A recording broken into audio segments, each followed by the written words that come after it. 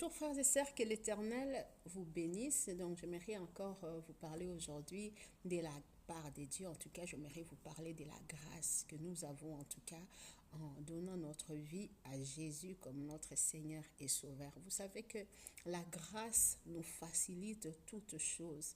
La grâce fait en sorte que tu ne puisses pas beaucoup souffrir. La grâce fait en sorte que, au fait que tu ne dépends pas de ta force, que tu ne dépends pas de tes connaissances, que tu ne dépends pas des capacités que tu as, même des connaissances de rencontre, mais la grâce fait en sorte que tu puisses avoir juste tes yeux fixés vers Christ, car c'est lui qui fait toutes choses.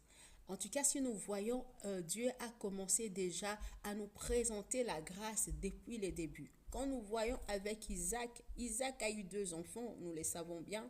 En fait, à un moment donné, plus ou moins à la fin de sa vie, il a demandé à son fils aîné d'aller chercher un bélier pour lui, d'aller chasser, de venir, de préparer et de lui donner. Et ça, c'était une tâche vraiment qui était difficile. Et nous voyons un autre enfant qui est Jacob, qui a été là et qui a rencontré sa maman, qui avait entendu la conversation que Isaac et l'autre fils faisaient.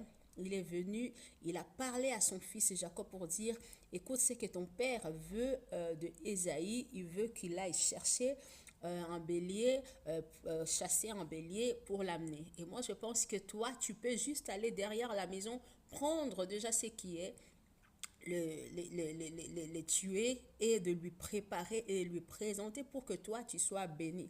Vous voyez bien que ces deux-là, ils ont vécu, il y a un en tout cas qui a vécu la loi. La loi, c'est quoi? Tu dois faire, tu dois faire, tu es obligé, tu dois plaire, pardon.